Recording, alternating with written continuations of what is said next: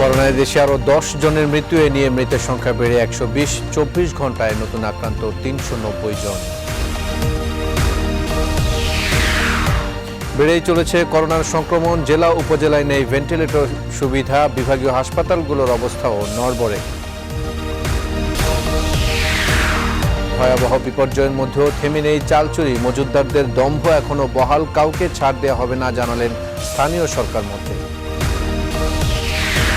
তীব্র হচ্ছে খাদ্য সংকট, ত্রাণের দাবিতে পথে নামছে ক্ষুব্ধ মানুষ, সামাল দিতে হিমশিম খাচ্ছে প্রশাসন। চট্টগ্রাম বন্দর চালু থাকলেও নেই পর্যাপ্ত পরিবহন, পণ্য খালাসে ধীর গতি, ভয়াবহ হয়ে উঠেছে কন্টেইনার জট। এবং করোনা পরিস্থিতির মধ্যেও রাজশাহীতে অনুকরণীয় দৃষ্টান্ত, রোগীর বাড়ি বাড়ি গিয়ে সেবা দিচ্ছেন চিকিৎসকরা।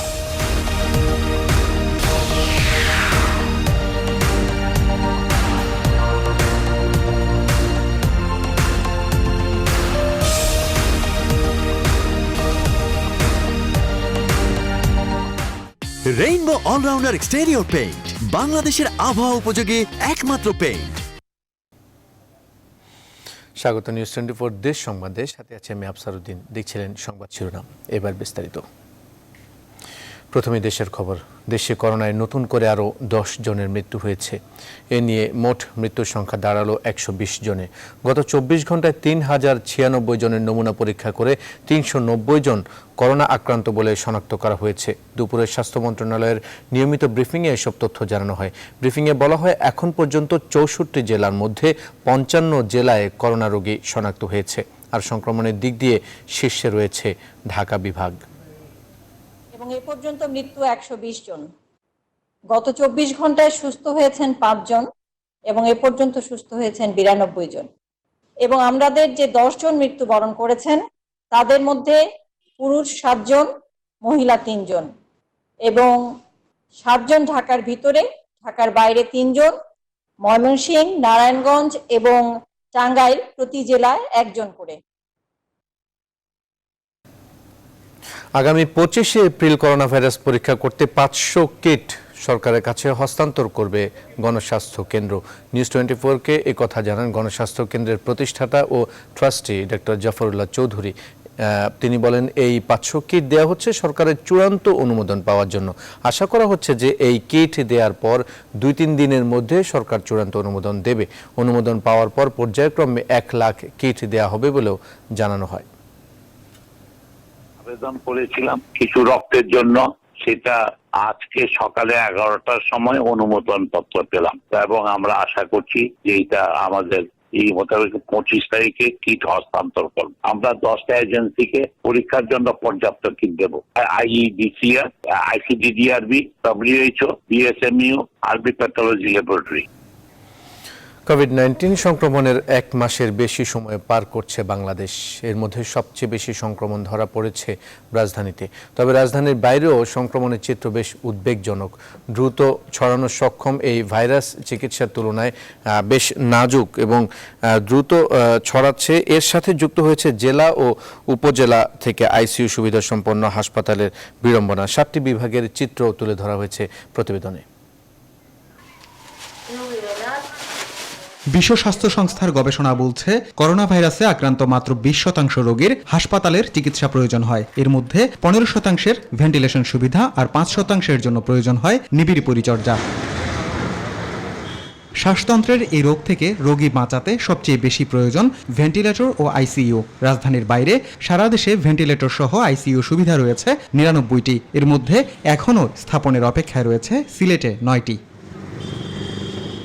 চট্টগ্রাম বিভাগে আইসিইউ সুবিধা রয়েছে চট্টগ্রামে 13টি ও কক্সবাজারে 1টি। পুরো বিভাগে জেলা ও উপজেলায় আইসোলেশন বেড রয়েছে 1637টি। আসলে আমরা 10টি স্বয়ংসম্পূর্ণ ভেন্টিলেটর, যেটিকে আপনারা জানেন ডিভাইডারের মাধ্যমে 20টি বেড, শয্যা সংখ্যা 20টি আইসিইউ বলে এটাকে। আর এর বাইরে আমরা আপনারা জানেন যে হলি ক্রিসেন্ট হাসপাতাল, যেটি ক্লিনিক মালিক সমিতি চালু করছে, আজকেও আমি গিয়েছিলাম সেখানে দেখতে। এটি আমরা খুব সহসা 24 কি 25 তারিখের মধ্যে একটি 100 বেড হসপিটাল, যেখানে 20টি আইসিইউ থাকবে। খুলনা বিভাগে আইসিইউ সুবিধার মধ্যে খুলনায় 10টি ও সাতক্ষীরায় 8টি রয়েছে। এছাড়া বিভাগে আইসোলেশন বেড রয়েছে 1137টি। ভেন্টিলেটর তো আমার ডিভিশনে 18টা আছে। সেটা হলো আমরা যেটা খুলনাতে যে ডেডিকেটেড হসপিটাল করেছি ডায়াবেটিক হাসপাতালে, ওখানে ভেন্টিলেটর পুরা রেডি, আইসিইউ বেড ওখানে 10টা। আর আপনার ওই সাতক্ষীরা মেডিকেল কলেজ, ওটাও আমরা ডেডিকেটেড হসপিটাল বানিয়েছি। সিলেটের শহীদ শামসুদ্দিন মেডিকেলে বর্তমানে 2টি আইসিইউ রয়েছে, এছাড়া আরও 9টি স্থাপনের অপেক্ষায়। এছাড়া সিলেট বিভাগে আইসোলেশন বেড রয়েছে 637টি। রংপুর বিভাগে আইসিইউ আছে 10টি। জেলা ও উপজেলায় মোট আইসোলেশন বেড রয়েছে 310টি। বরিশালের শেরেবাংলা মেডিকেল কলেজ হাসপাতালে আইসিইউ রয়েছে 18টি। বিভাগের বিভিন্ন জেলা এবং উপজেলায় আইসোলেশন বেড রয়েছে 413টি। রাজশাহী মেডিকেল কলেজ হাসপাতালে করোনা রোগীদের জন্য আইসিইউ রয়েছে 10টি। এছাড়া বেসরকারি সিডিএম হাসপাতালে রয়েছে 6টি আইসিইউ। বিভাগে আইসোলেশন বেড রয়েছে 1590টি। তো টেস্ট করতে পারবো, তত আমরা রোগী আইডেন্টিফাই করতে পারবো, কাকে আইসোলেশনে দিতে হবে, কাকে কোয়ারেন্টাইনে দিতে হবে, কাকে ট্রিটমেন্টে দিতে হবে, কাকে একেবারে মানে বলা যেতে পারে ক্রিটিক্যাল পেশেন্ট হিসেবে আমরা কাউন্ট করব। সেগুলো কিন্তু তখন আমরা বুঝতে পারবো। ময়মনসিংহের একে হাসপাতালে 7টি এবং কমিউনিটি বেসড মেডিকেল কলেজ হাসপাতালে রয়েছে 5টি আইসিইউ। এছাড়া বিভাগে আইসোলেশন বেড রয়েছে 1445টি। এখানে 7টা আইসিইউ সরকারিভাবে আছে এবং বেসরকারি আছে 5টা, মোট 12টা। জামালপুরে আমাদের যে 250 বেডের হসপিটাল আছে, সেখানেও কিন্তু আইসিইউ কিন্তু একসময় ছিল, কিন্তু এটা অকার্যকর হয়ে গেছে। এর বাইরে সব জেলায় ডাক্তার ও নার্সদের সমন্বয়ে একাধিক মেডিকেল টিম প্রস্তুত রয়েছে বলে জানিয়েছেন স্বাস্থ্য অধিদপ্তরের কর্মকর্তারা। Desk report, news 24। করোনা ভাইরাসের কারণে চলমান সংকটে দিনে দিনে খাদ্য সংকট চরম আকার ধারণ করছে। কিন্তু এমন ভয়াবহ বাস্তবতাতেও কিছু জনপ্রতিনিধি, ব্যবসায়ী ও রাজনৈতিক নেতাকর্মী চাল চুরিতে ব্যস্ত। নানা কারসাজি আর অভিনব পন্থা গরিবদের জন্য বরাদ্দকৃত এসব চাল আত্মসাৎ করছেন তারা। যদিও স্থানীয় সরকার বিভাগ বলছে অভিযুক্তদের আইনের আওতায় আনা হয়েছে, ভবিষ্যতে এই ধরনের অপকর্ম ঠেকাতে নজরদারি বাড়ানো হয়েছে। প্রতিনিধিদের তথ্য ও ছবিতে ডেস্ক রিপোর্ট। দুমুঠো খাবারের সন্ধানে নিরন্ন কিছু মানুষ বিপ্লবী হয়ে রাজপথে নেমেছেন। কোথাও কোথাও স্থানীয় জনপ্রতিনিধির বাসা বা কার্যালয় ঘেরাওয়ের মতো ঘটনাও ঘটেছে। খাদ্য সংকট মোকাবেলায় স্থানীয় প্রশাসন, ব্যবসায়ী সহ বিভিন্ন সংগঠনের ত্রাণ বিতরণ কার্যক্রম অব্যাহত থাকলেও তা প্রয়োজনের তুলনায় অপ্রতুল এবং সুষ্ঠুভাবে বণ্টন না হওয়ার অভিযোগ রয়েছে। মঙ্গলবার রাতে নোয়াখালীর সেনবাগ উপজেলায় খাদ্য বান্ধব কর্মসূচির 15 বস্তা চাল ও 3টি খালি বস্তা সহ আওয়ামী লীগের 2 নেতাকে আটক করা হয়। 10 টাকা কেজি দরে হতদরিদ্রদের মাঝে বরাদ্দকৃত এসব চাল খোলা বাজারে বিক্রির উদ্দেশ্যে মজুত করেছিলেন তিনি। এ ঘটনায় অভিযুক্ত মোহাম্মদ শাহজাহান সাজু এবং ইসমাইল হোসেন খানের বিরুদ্ধে মামলা করেছে ভ্রাম্যমাণ আদালত। উনি বলছে যে চাল আসেনি, কিন্তু এগুলো অধিক মূল্যে ওই লোকদেরকে বঞ্চিত করে সরকার যে ভর্তুকি দিয়েছে 10 টাকার বাহিরে, সেই টাকাটা উনি নিজের পকেটে নিচ্ছে। এটা গরিত অপরাধ। আমাদের খাদ্য ডিপার্টমেন্ট বাদী হয়ে নিয়মিত মামলা করেছে।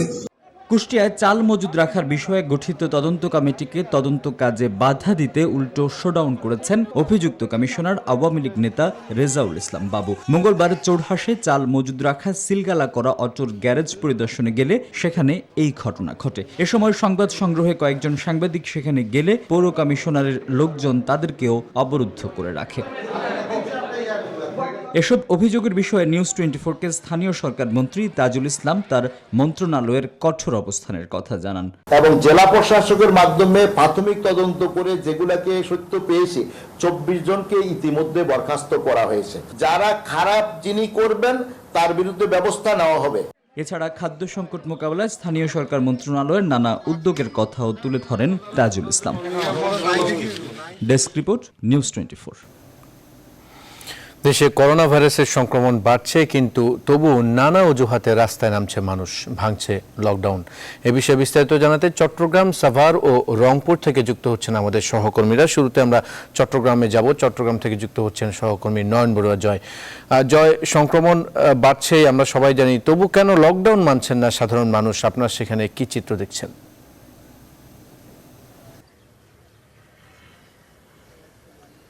ধন্যবাদ আফসার, আপনি যথার্থই বলছেন। বন্দরনগরের চট্টগ্রামের ঠিক আপনি আমার পেছনের দিকে দেখলে বুঝতে পারছেন দক্ষিণ চট্টগ্রামের দিকে মানুষ কিন্তু যাচ্ছে কিভাবে, কিন্তু আপনি অবশ্যই লক্ষ্য করছেন। আমরা দেখানোর জন্য চাচ্ছি, আমি শাহ আমানত সেতুর পাশেই আছি, সেতু দিয়ে কিন্তু মানুষ পারাপার করছে। এমনকি যে গণপরিবহন না থাকলেও অনেকজন আমরা দেখলাম পায়ে হেঁটে কিন্তু চলাচল করছে। কিন্তু তাহলে বুঝতে পারছেন বিভিন্ন জায়গায় কিন্তু আমরা দেখেছি, আমরা একটু আগে এসে যখন আমরা দেখলাম তখন কিন্তু মানুষ কিন্তু বিভিন্ন জায়গায় জড়ো হয়ে কিন্তু সেখানে দাঁড়িয়েছিলেন। পুলিশ প্রশাসন আসার পরে তাদেরকে কি সরিয়ে দেওয়ার জন্য তারা চেষ্টা করছেন। সকাল থেকে আইনশৃঙ্খলা বাহিনী বলতে যে সেনাবাহিনী এমনকি বিভিন্ন বাহিনী যারা আছেন তারাও কিন্তু চেষ্টা চালিয়ে যাচ্ছেন, মানুষকে বোঝানোর চেষ্টা করছেন, মাইকিং করে তাদেরকে সচেতন করার চেষ্টা করছেন। এমনকি অলি গলিতেও কিন্তু আসলে মানুষ জড়ো হয়ে কিন্তু বিভিন্ন জায়গায় আড্ডা দিচ্ছেন, এমনকি বিভিন্ন জায়গায় তাদের জট কিন্তু দেখা যাচ্ছে। সব মিলে বলা যায় যে সামাজিক দূরত্ব বজায় রেখে মানুষকে চলাফেরার কথা রয়েছে, কোনো কাজ না থাকলে ঘরে থাকার কথা রয়েছে, কিন্তু দেখা যাচ্ছে সেভাবে কিন্তু মানা হচ্ছে। কিন্তু সন্ধ্যা 6টা থেকে পুলিশ প্রশাসন আরও কঠোর অবস্থানে থাকে বন্দরনগর চট্টগ্রাম, যেখানে সিএমপির কমিশনের একটি ঘোষণা এসেছে আরও এক সপ্তাহ আগে থেকে 6টা থেকে কিন্তু সকাল 6টা পর্যন্ত খুব একটা কড়া অবস্থায় থাকার কথা রয়েছে। তার কারণে কিন্তু আমরা দেখি সন্ধ্যা থেকে মানুষ কিন্তু ঘর থেকে খুব একটা কম বের হয়, কিন্তু সকাল হলে কিন্তু দেখা যায় মানুষ বিভিন্ন কাজের অজুহাত দেখিয়ে তারা ছুটে যাচ্ছে। কিন্তু সংক্রমণের কথা যেমনটা আপনি আমাকে জানিয়েছেন, সংক্রমণ কিন্তু দিন দিন বাড়ছে। এমনকি বন্দরনগরী চট্টগ্রামে এই পর্যন্ত আমরা যতটুকু পর্যন্ত আমরা জানি 40 থেকে 41 জন পর্যন্ত আক্রান্ত হয়ে আইসোলেশন যেগুলো আছে চট্টগ্রামের 3-4টি জায়গায় আইসোলেশন বেড রয়েছে, সেখানে কিন্তু ভর্তি রয়েছে। সবচেয়ে বেশি ভর্তি আছে বিআইটিআইডি হাসপাতাল, এমনকি সরকারিভাবে আরেকটি হাসপাতালকে আপনি জানেন যে করোনা রোগের চিকিৎসার জন্য রাখা হয়েছে, সেটি হলো জেনারেল হাসপাতাল, সেখানে কিন্তু সবচেয়ে বেশি ভর্তি রয়েছে। সব মিলিয়ে বলা যায় আপনি অবশ্যই বুঝতে পারছেন করোনা রোগীদের কিন্তু চিকিৎসা করা হচ্ছে। এমনকি আইসিইউর যে সংকট রয়েছিল, কিন্তু আসলে সেই আইসিইউর সংকট কয়েকদিনের মধ্যে কাটতে শুরু হবে বলে তারা আমাদেরকে জানিয়েছেন চিকিৎসকরা। তারা বলছেন জেনারেল হাসপাতালে সরকারিভাবে 10টি বেডের আইসিইউ এমনকি ভেন্টিলেটর সহ সেই আইসিইউ বেড তারা সেখানে স্থাপন করেছে কয়েক দিনের মধ্যে, বলতে আসলে আগামীকাল বা এর পরের দিন এর মধ্যে কিন্তু তারা পরীক্ষামূলক চালু করবে বলে তারা আমাদেরকে জানিয়েছেন। এমনকি বেসরকারি যে হাসপাতালগুলো আছে সেই হাসপাতালে আইসিইউ তারা ব্যবহার করার জন্য প্রস্তুত নিয়েছে বলে আমাদেরকে জানিয়েছেন। তো এ ছিল আমার এখানকার সর্বশেষ। ফিরে যাচ্ছি আমার সহকর্মী সাভারে অপেক্ষা করছেন নাজমুলের কাছে।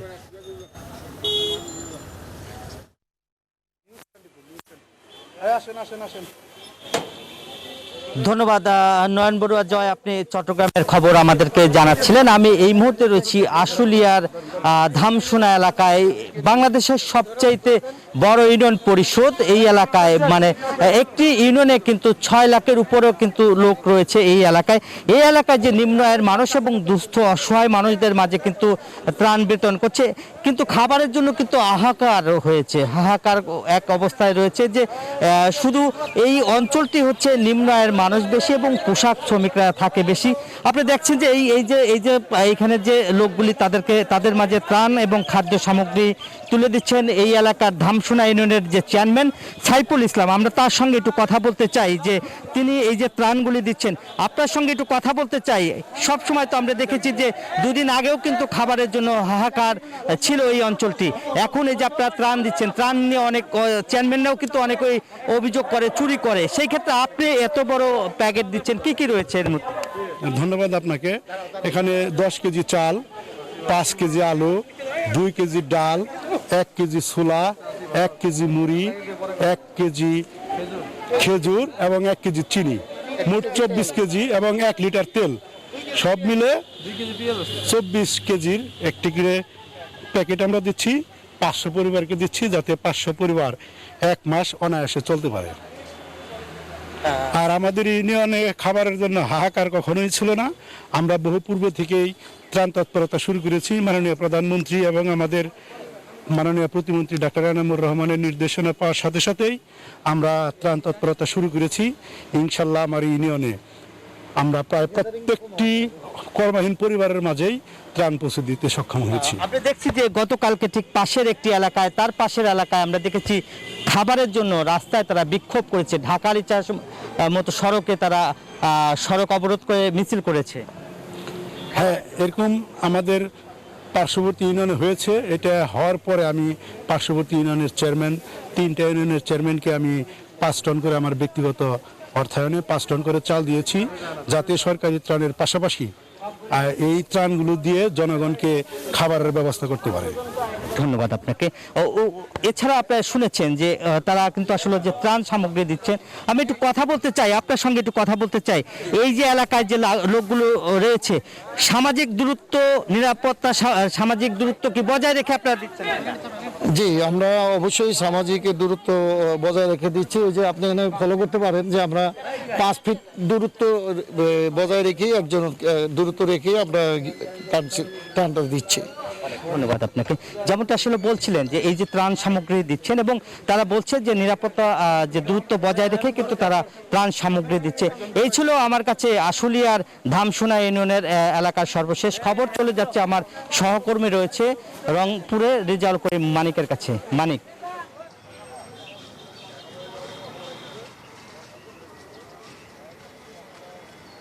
ধন্যবাদ নাজবুল। আপনি যেমনটি সাভারের কথা জানিয়েছিলেন ঠিক অনুরূপ আমি জানানোর চেষ্টা করছি রংপুর নগরীর চিত্র। এই মুহূর্তে আমি অবস্থান করছি রংপুর সিটি বাজারের নিকটে।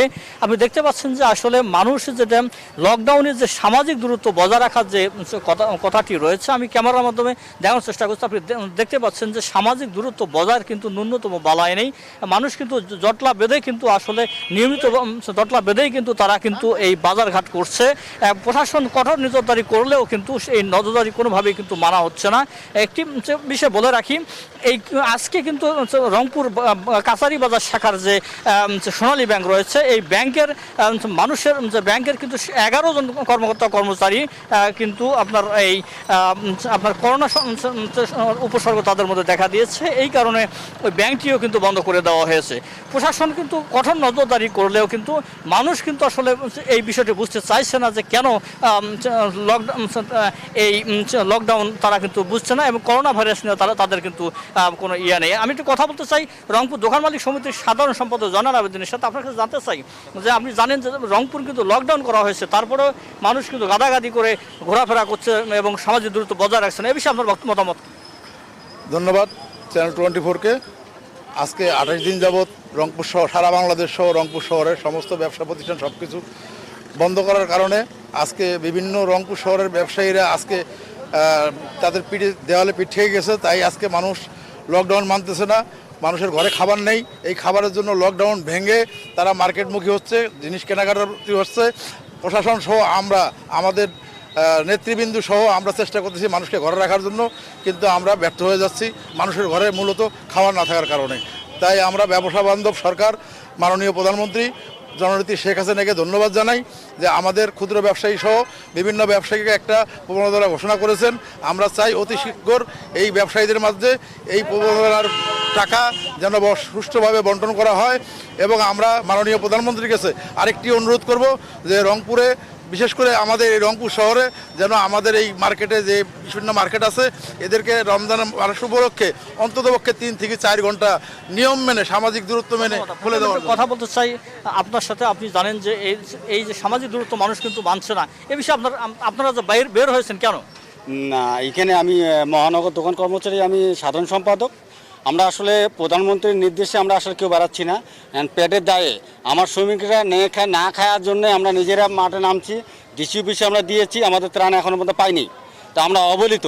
এখন আমাদের যারা আছে আমরা চাচ্ছি প্রধানমন্ত্রীর কাছে আমার শ্রমিকরা না খায় আছে তাদেরকে চিন্তা দেখুক। ডিসি সাহেব আমাদের যে ত্রাণের আমি দিয়েছি গত মাস 24 তারিখে আমি দিয়েছি ত্রাণের জন্য সাহায্য, সে আমাকে বলতে আশ্বাস দিচ্ছে আমরা দিব। এই জন্য আমরা আজকে নামছি, আমি আমার কাগজপত্র সব নিয়ে নামছি। আসলে আমরা কথা বলছিলাম আফসার রংপুরের যে লকডাউনের কথা, সামাজিক দূরত্ব কিন্তু মানছে না, এই বিষয়টি নিয়ে কথা বলছিলাম। তো আফসার, এই ছিল আমার কাছে রংপুর থেকে সর্বশেষ খবর। ফিরে যাচ্ছি স্টুডিওতে আপনার কাছে। আচ্ছা মানিক, আপনাকে ধন্যবাদ আমাদের সাথে যুক্ত হওয়ার জন্য। সেই সাথে নাজমুল এবং জয়, আপনাদের দুজনকেও ধন্যবাদ জানাচ্ছি যুক্ত হওয়ার জন্য। সংবাদের প্রয়োজনে একটি বিরতি, সাথেই থাকুন।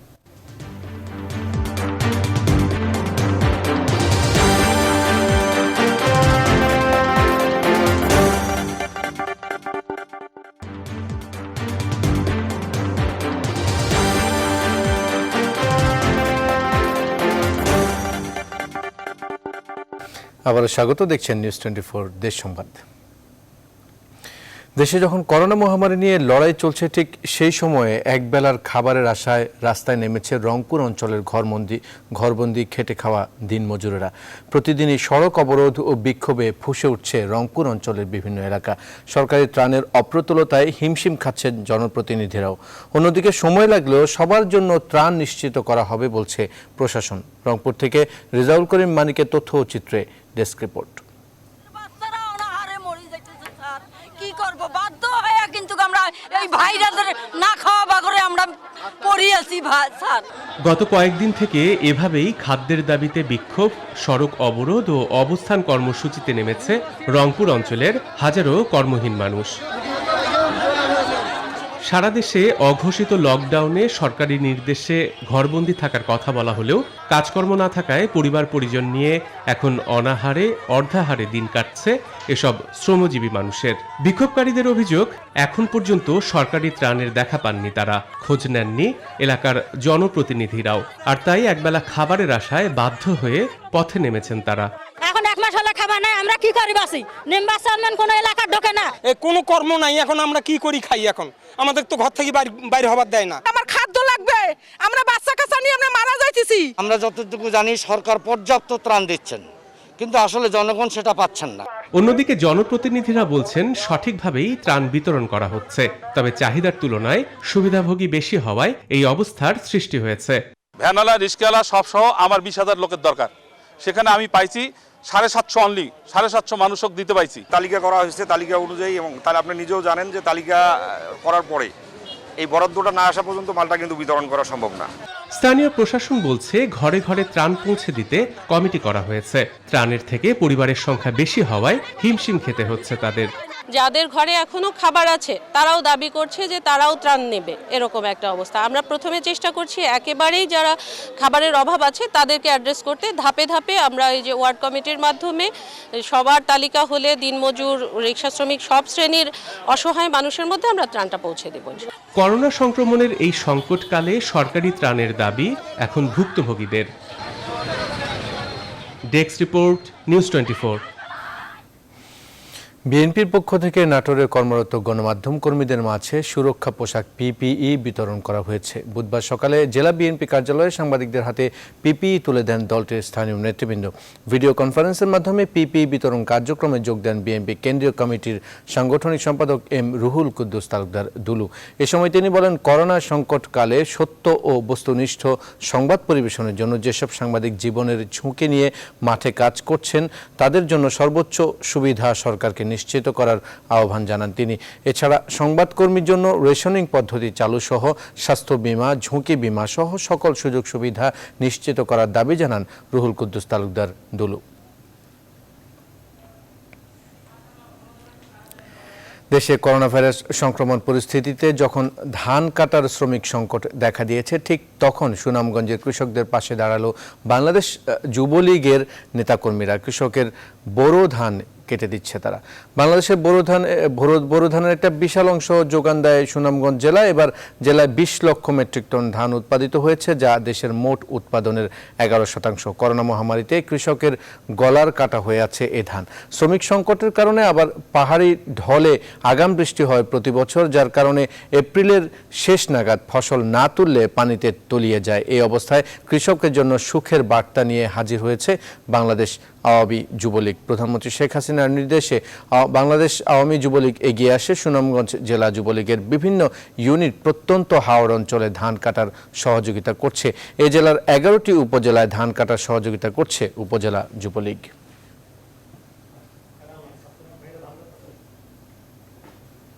আমাদের মাননীয় প্রধানমন্ত্রী বলেছেন, যেহেতু সামনে একটি খারাপ সময় আসছে আমাদের জন্য, সারা বিশ্বে হয়তো অনেক মানুষ অনাহারে মারা যাবে। সেই কারণে আমাদের এই ফসলকে যদি আমরা রক্ষা করতে না পারি, তাহলে আমাদের দেশেও সেই রকম একটি অবস্থা হবে। নিউজ 24 দেশ সংবাদে নিচ্ছে আরেকটা বিরতি, ফিরছে একটু পর, সাথেই থাকুন।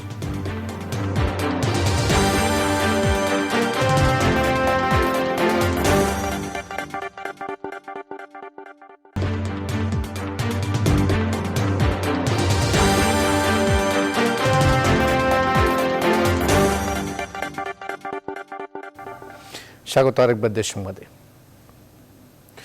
চালু আছে চট্টগ্রাম বন্দর, নেই পর্যাপ্ত ট্রাক, কাভার্ড ভ্যান, ফলে পণ্য ডেলিভারিতে গতি বেশ ধীর। এতেই কন্টেইনার জট ভয়াবহ হয়ে উঠেছে। পরিস্থিতি মোকাবেলায় কন্টেইনার ছাড়াতে নানা অফার দিয়েও আমদানিকারকদের বন্দরমুখী করতে পারছে না কর্তৃপক্ষ। বন্দর ব্যবহারকারীরা আমলাতান্ত্রিক এই জটিলতা দূর করার আহ্বান জানিয়েছেন। চট্টগ্রাম থেকে নয়ন বড়ুয়া জয়ের তথ্যচিত্রে ডেস্ক রিপোর্ট। চট্টগ্রাম বন্দরে বর্তমানে ধারণ ক্ষমতার 15 থেকে 20% বেশি কন্টেইনার জমে গেছে। এই পরিস্থিতিতে বন্দরের স্বাভাবিক কার্যক্রম পরিচালনা করা রীতিমতো দুরূহ হয়ে পড়েছে। প্রতিদিন 4000 কন্টেইনার জাহাজ নামলে ছাড়া হচ্ছে 500-র মতো কন্টেইনার। আজকে মাত্র 500 থেকে 600 কন্টেইনারের অ্যাসাইনমেন্ট আছে, যেখানে আমরা নর্মাল ডেতে 3000, 3500, 4000 পর্যন্ত টিউজ ডেলিভারি যায়। চট্টগ্রাম বন্দরের বহির্নোঙরে স্বাভাবিক সময়ে পণ্য খালাসের জন্য অপেক্ষমান জাহাজের সংখ্যা থাকে সর্বোচ্চ 5 থেকে 7টি। তবে এখন বন্দরের বহির্নোঙরে অপেক্ষমান কন্টেইনার জাহাজের সংখ্যা 25টির চেয়েও বেশি। সারা দেশে অঘোষিত লকডাউনে থাকায় পণ্য খালাস কম হচ্ছে। আমাদের কন্টেইনার যে ধারণ ক্ষমতা তার থেকে আরও ধরেন 15-20% বেশি আছে। স্বাভাবিক কার্যক্রম করার মতো পরিস্থিতি বন্দরে এখন নাই। তবে বন্দর ব্যবহারকারীরা বলছেন শুধু বন্দর খোলা রাখলে হবে না, দরকার ব্যবসায়ীদের কার্যক্রম পুরোদমে চালু রাখা। চট্টগ্রাম বন্দর যদি কাজ করে থাকে, কিন্তু অন্যান্য ডিপার্টমেন্টগুলো সঠিক সময়ে সঠিকভাবে কাজ করতে পারে না। বোর্ডের অ্যাক্টিভিটি যদি বন্ধ হয়ে যায় তাহলে দেশের টোটাল অর্থনীতি কলাপস হয়ে যাবে। অন্যদিকে করোনার এই লকডাউনের মধ্যেও স্বাভাবিক রয়েছে আমদানি রপ্তানি কার্যক্রম, জানালেন কাস্টমস কমিশনার। আমরা চালু রেখেছি আমদানি এবং রপ্তানি দুটোই। যদি ট্রান্সপোর্ট এবং লেবারটা অ্যাভেলেবল হতো তাহলে হয়তো ক্লিয়ারেন্স আর একটু বাড়তো। তবে এই সমস্যার সমাধানে সমন্বয়ের কোনো বিকল্প নেই বলে মনে করছেন বন্দর সংশ্লিষ্টরা। Desk report, news 24। ফরিদপুরের ভাঙ্গায় আওয়ামী লীগের 2 গ্রুপের সংঘর্ষে শহীদ শেখ নামের একজন ব্যক্তি নিহত হয়েছেন। এই ঘটনায় আহত হয়েছেন কমপক্ষে 25 জন। মঙ্গলবার বেলা 11টার দিকে উপজেলার মানিকদহে আওয়ামী লীগের প্রেসিডিয়াম সদস্য কাজী জাফরুল্লাহ গ্রুপের সমর্থকদের সঙ্গে স্বতন্ত্র এমপি নিক্সন চৌধুরীর সমর্থকদের এই সংঘর্ষের ঘটনা ঘটে। প্রত্যক্ষদর্শীরা জানান, বেশ কিছুদিন ধরে আধিপত্য বিস্তারকে কেন্দ্র করে নিক্সন চৌধুরীর সমর্থক শাহজাহান মিয়ার সঙ্গে জাফরুল্লাহর সমর্থক আসলাম মোল্লার বিরোধ চলে আসছিল। স্থানীয় পুলিশ প্রশাসনের সহায়তায় উভয় পক্ষ কোনো সংঘর্ষে জড়াবেন না মর্মে মুচলেকা দেয়, কিন্তু মঙ্গলবার সকালে ফের গ্রুপ সংঘর্ষে জড়িয়ে পড়ে। ঘণ্টাব্যাপী এই সংঘর্ষে প্রতিপক্ষের ধারালো অস্ত্রের আঘাতে শহীদ শেখ নামের একজন মারা যান, যিনি কাজী জাফরুল্লাহ গ্রুপের সমর্থক বলে জানা গেছে। এই ঘটনায় উভয় পক্ষের কমপক্ষে 25 জন আহত হয়েছেন।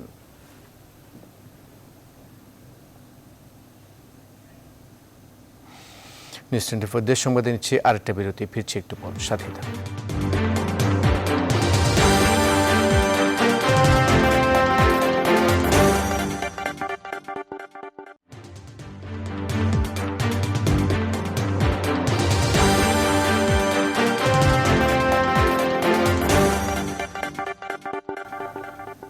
আবারও স্বাগত, দেখছেন নিউজ 24 দেশ সংবাদ। রাজশাহীর বাগমারায় ব্যতিক্রমী এক উদ্যোগ গ্রহণ করেছেন উপজেলা স্বাস্থ্য কমপ্লেক্সের চিকিৎসকরা। করোনার এই সংকটকালে সাধারণ রোগীদের হাসপাতালে না এনে বাড়িতেই দেয়া হচ্ছে চিকিৎসা। প্রয়োজনে সংগ্রহ করা হচ্ছে করোনা পরীক্ষার নমুনাও। বাগমারার চিকিৎসকদের এই উদ্যোগ প্রশংসা কুড়িয়েছে সবার। রাজশাহী থেকে কাজী শাহিদের প্রতিবেদন। এক নারীর অসুস্থতার খবর দিয়েছেন মাঠ পর্যায়ের স্বাস্থ্যকর্মীরা। সেই খবর পাওয়া মাত্র রোগীটির চিকিৎসা দিতে বেরিয়ে পড়েছে উপজেলা স্বাস্থ্য কমপ্লেক্সের মোবাইল টিম। করোনার এই সংকটকালে যখন ঘর থেকে বের হওয়া মানা, জ্বর, সর্দি, কাশি বা সাধারণ কোনো রোগে আক্রান্ত হয়ে যখন চিকিৎসা পাওয়া দুরূহ, তখন বাড়ি বাড়ি গিয়ে চিকিৎসা দিয়ে আসছেন চিকিৎসকরা। এভাবে চিকিৎসা সেবা নিশ্চিতের উদ্যোগ নিয়েছে উপজেলা স্বাস্থ্য কমপ্লেক্স। চিকিৎসার পাশাপাশি দেয়া হচ্ছে প্রয়োজনীয় ওষুধও। আমরা এই খবর পাওয়ার পরে আমরা সাময়িকভাবে প্রথমে প্রেসক্রিপশন করি, সেই ট্রিটমেন্ট চলে, এবং আজকে আমরা আসছি পেশেন্টের নমুনা নেওয়ার জন্য। ডাক্তারের মোবাইলকে বলছি টিএস স্যারে করার পরে ওরা টিম পাঠা দিছে তারা দেখার জন্য, পরীক্ষা করার জন্য। আমরা এখন বাড়িতে বসে থেকে ডাক্তারের সেবা পাচ্ছি। শুধু তাই নয়, ঢাকার নারায়ণগঞ্জ থেকে আসা মানুষ বা করোনার উপসর্গ আছে এমন রোগীসহ তাদের সংস্পর্শে আসা অন্যদের নমুনাও সংগ্রহ করছেন মোবাইল টিমের স্বাস্থ্যকর্মীরা। চিকিৎসা দিচ্ছে, প্রেসক্রিপশন দিচ্ছে নিরাপদ দূরত্ব বজায় রেখে। যদি তাদের কাছে আমাদের সাসপিশিয়াস মনে হয় আমরা স্যাম্পল কালেকশন করছি করোনা পজিটিভ কি নেগেটিভের জন্য। বাড়ি বাড়ি গিয়ে চিকিৎসা দিতে চিকিৎসকদের সুরক্ষা সরঞ্জাম দিয়ে উদ্বুদ্ধ করছেন স্থানীয় সংসদ সদস্য। এ ধারা ধরে রাখতে চিকিৎসকদের অনুরোধও করেছেন তিনি। 18 জন ডক্টরের একটা মোবাইল টিম করা হয়েছে এবং তারা সার্বক্ষণিক অনলাইনে থাকে। তারা কেউ কেউ টেলিফোনে টেলিমেডিসিন দিচ্ছে, কেউ প্রয়োজন হলে চলে যাচ্ছে রোগীর কাছে। বাগমারার যেই মানুষগুলো তারা কিন্তু আশ্বস্ত হচ্ছে যে ডক্টর ইজ বিসাইড আস। করোনার এই সময়ে বাগমারার চিকিৎসকদের এমন উদ্যোগ প্রশংসা কুড়িয়েছে সবার কাছে। কাজী শাহেদ, নিউজ 24, রাজশাহী। সংবাদ শেষ করার আগে শিরোনামগুলো আরেকবার।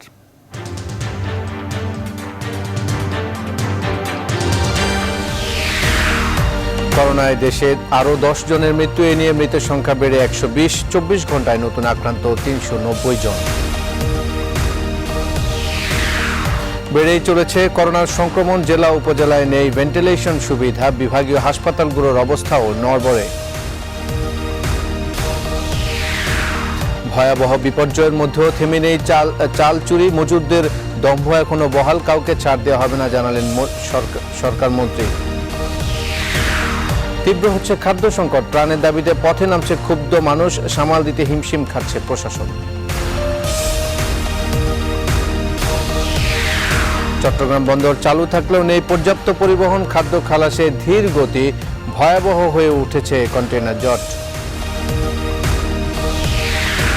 করোনা পরিস্থিতির মধ্যেও রাজশাহীতে অনুকরণীয় দৃষ্টান্ত, রোগীর বাড়ি বাড়ি গিয়ে সেবা দিচ্ছেন চিকিৎসকরা।